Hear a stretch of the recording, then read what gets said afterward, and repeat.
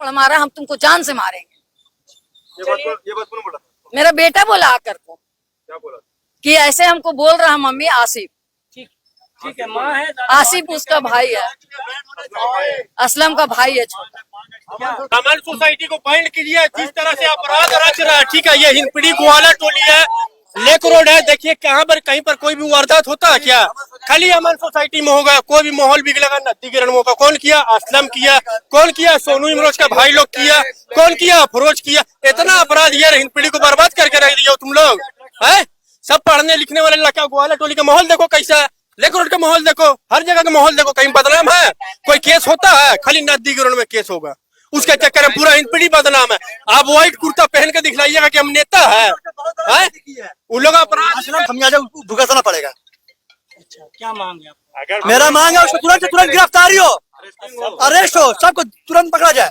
अरे बैंड लगवाइए, सब में बैंड होना चाहिए। अमन सोसाइटी में बैंड करो। घंटे में मुजरिम चाहिए।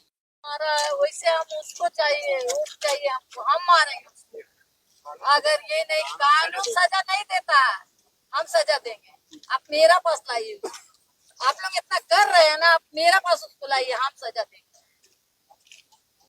कहेंगी आप उनकी माँ है, अचानक ये हत्या की ये साजिश थी या फिर सोच समझ करके उस पे फायरिंग की गई है? क्या है पूरा मामला? सोच समझ कर को, जान कर को, 2 दिन पहले धमकी दे कर को, आज घेर कर को मारा मेरा बच्चा को। घर से नहा कर को, खा कर को गया। अभी तुरंत हम उसको उसी टाइम खिलाए और गए।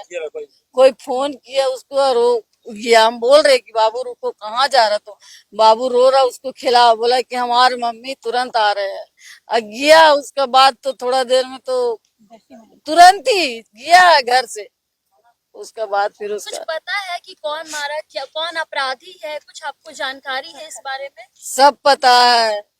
असलम का भाई आसिफ है और राजू है, राजा है, टोपी राजा उसका बहनोई है, उसका भगना है। वही लोग छेक कर को मारा अरमान, मेरा बच्चा को। अरमान ही पहले भी मारा रमजान में। और राजा यहाँ थाना में धमकी दिया था रमजान के समय हमको कि हम 1.5 लाख रुपया असलम पार्षद से लिए हैं और आपको जितना भी आप एड़ी चुटी लगा दीजिए, आपका बच्चा नहीं छूटेगा। बोला जेल जाएगा ही जाएगा आपका बच्चा, आप कुछ भी कर दीजिए। हम थाना में 50,000 दे चुके हैं, अब जो करना है जाइए करिए। यानी कि थाने की आड़ में आपके बेटे की हत्या की गई है? जी, थाने की आड़ में हिंदपीढ़ी थाना ही जानलेवा है मेरा बच्चा का। हिंदपीढ़ी थाना कुछ नहीं करता। इससे पहले क्या दुश्मनी चल रही थी? क्या मेरा बच्चा से कुछ दुश्मनी नहीं था, कुछ भी दुश्मनी नहीं। बच्चा मेरा रहता था वो लोगों का साथ, 1-2 लड़का लोगों का साथ घर आता था, खाता था, पीता था, काम में जाता था। किसी से कोई मतलब ही नहीं रखता था। अभी भी किसी से भी आप पता कर लीजिए, कहीं मेरा बच्चा नहीं जाता था। क्या कुछ कहेंगे? आपके मोहल्ले में निर्मम हत्या कर दी जाती है, क्या ये साजिश है, कांड है या फिर किसी तरह का ये उस बच्चे को मारने की साजिश रची गई थी? क्या था पूरा मामला? ये विवाद करीबन आज से 6 महीने पहले का है, ठीक है ना। असलम पार्षद का जो भाई आसिफ पार्षद, उनसे इनका कुछ झगड़ा हुआ था, ठीक है। कुछ झगड़ा हुआ, उसके मारपीट हुई थी। जो कुरकुर साहिल का एक दोस्त था, उसको इन लोगों ने बहुत बेरहमी से मारा था, जिसका एक वीडियो भी लीक हुआ था, जिसकी वजह से ये सब अंदर गए थे। वो एक मैटर था। फिर ये भी उस मैटर में अंदर गया।